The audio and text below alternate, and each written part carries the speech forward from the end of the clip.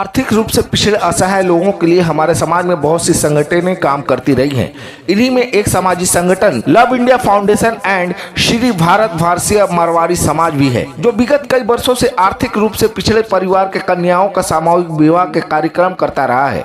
इस बार भी इस संस्था की ओर से 28 जनवरी के रोज सामूहिक विवाह का कार्यक्रम का आयोजन किया जा रहा है, जिसके लिए पंजीकरण की प्रक्रिया शुरू हो चुकी है। इस ऑर्गेनाइजेशन के प्रेसिडेंट मनमोहन गाडोडिया ने हमें जानकारी देते हुए बताया कि विगत सालों की तरह इस साल भी ये संगठन आर्थिक रूप से कमजोर और असहाय परिवार के कुल 35 जोड़ों का सामूहिक विवाह का कार्यक्रम 28 जनवरी डिविनिटी पेवेलियन 241 गोलाघाटा रोड श्री भूमि लेक टाउन में आयोजित कर रहा है, जिसके लिए पंजीकरण का काम जारी है। यहाँ सभी 35 जोड़ों की शादी हिंदी रीति रिवाज के अनुसार किया जाएगा। इस 35 जोड़ों की शादी का खर्च ये संगठन उठा रहा है। इन नए शादीशुदा जोड़ों को संगठन की ओर से वो तमाम सामान तोहफे के तौर पर दिए जाएंगे जो सामान्य जीवन को गुजारने के लिए काफी हुआ करते हैं। इस दौरान उनके साथ सुदेश कुमार पोद्दार, देवकी नंदा सुरेका, किशन कुमार किल्ला उपस्थित थे।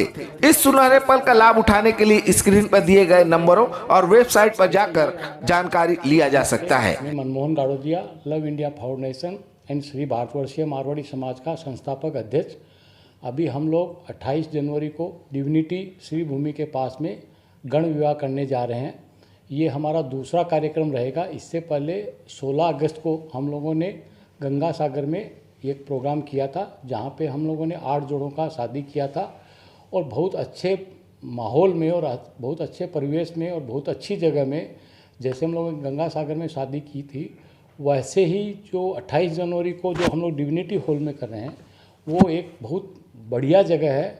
और कलकत्ता में आज की तारीख के अंदर में सबसे बढ़िया जगह के अंदर में वो स्थान आता है, जिससे जिन जोड़ों का हम लोग शादी कर रहे हैं उनको ये नहीं लगे कि आर्थिक अभाव के कारण से उनकी सुख सुविधा में या उनकी किसी भी तरीके की व्यवस्था में कहीं कमी हो।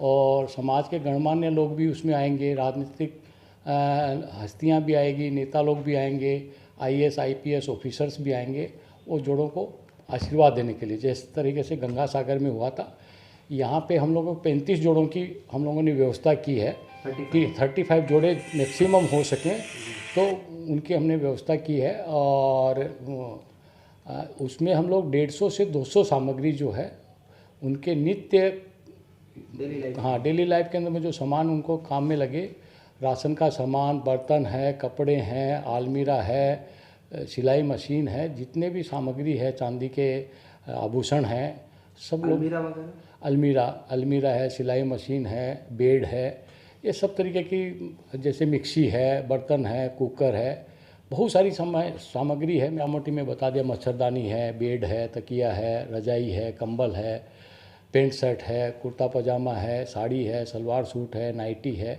स्किन है, कॉस्मेटिक्स है, ज्वेलरी है, ये सब सामान हम का रहेगा। खाने पीने की भी अच्छी सुविधा रहेगी। खाने का हम लोग पूरा वेज खाना देंगे। और लड़के के पक्ष से 21 आदमी और लड़की के पक्ष से भी 21 आदमी की रहेगी। क्योंकि 35 आदमी है, हम तो चाहेंगे कि सभी लोग आएँ, बट अगर 35 आदमी होंगे तो उनकी व्यवस्था 1500 आदमी हो जाते हैं, तो इसीलिए हमको रेस्ट्रिक्शन करना पड़ रहा है। यहीं पर हमको थोड़ा सा कहीं लग रहा है, बाकी सबके अलग अलग पंडित जी रहेंगे।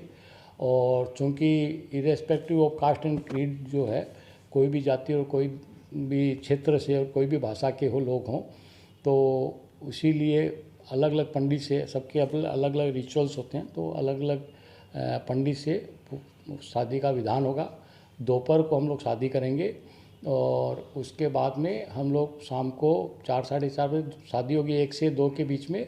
और उसके बाद में 4 साढ़े 4 बजे आशीर्वाद का प्रोग्राम रहेगा, जिसमें गणमान्य लोग जो भी समाज के रहेंगे वो वर वधू को आशीर्वाद देंगे।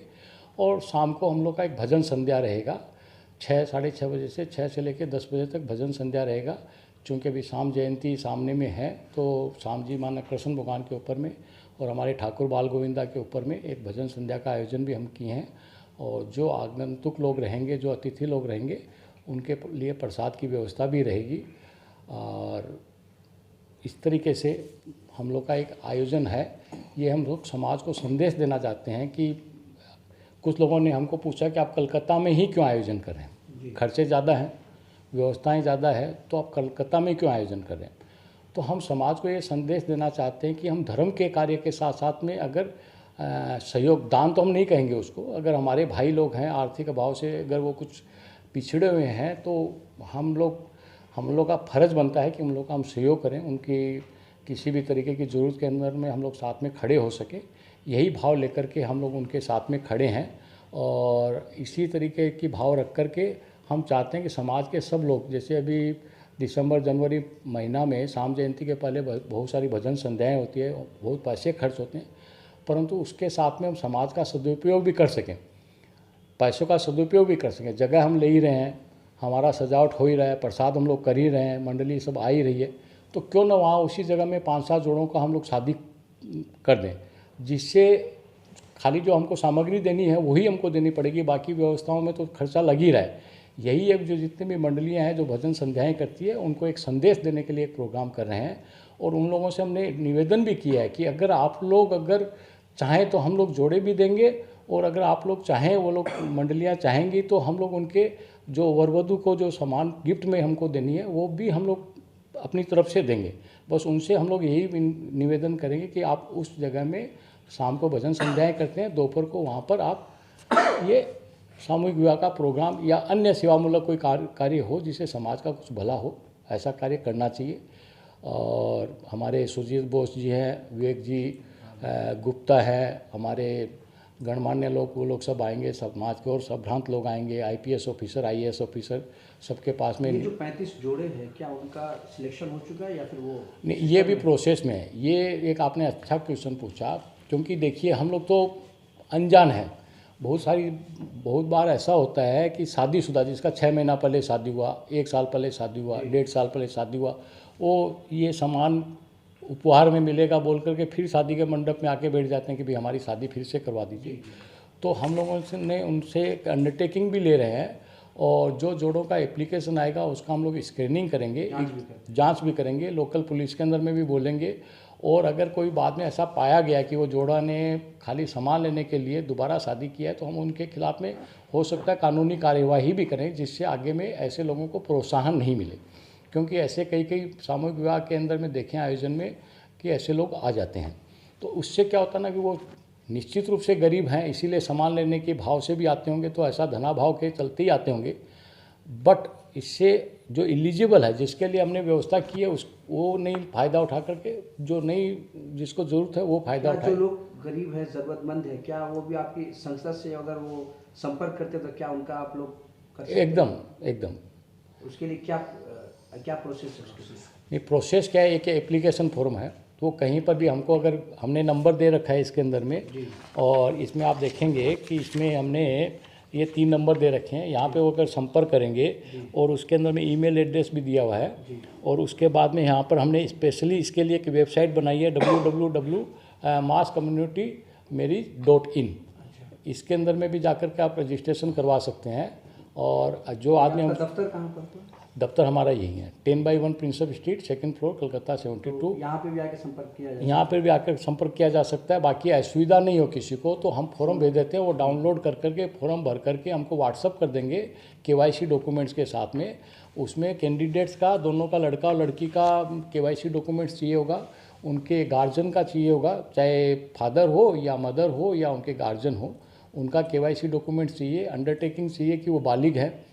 सब जोड़ों का हम लोग रजिस्ट्रेशन में मैरिज करेंगे, आधार कार्ड और सब देख करके फिर हम लोग वेरिफिकेशन करेंगे। पहले उनका एक प्रिलिमिनरी आए, हम लोग ये नहीं है कि अगर 35 जोड़े आए तो हमको 35 ही करना है, कोई खाना पूर्ति नहीं करना है, स्कैनिंग करेंगे, कम होंगे तो कम करेंगे, 35 से ज़्यादा अगर कुछ होंगे तो हम लोग अगला 2 महीना 3 महीना बाद में, किसी को हम लोग चाहेंगे नहीं कि किसी को हम लोग निराश करें, फिर 2 महीना बाद होगा, फिर ये कंटिन्यूस प्रोसेस है। अगस्त महीना में फिर हम लोग गंगा सागर में विवाह करने का फिर यही प्रोग्राम है वो रखेंगे।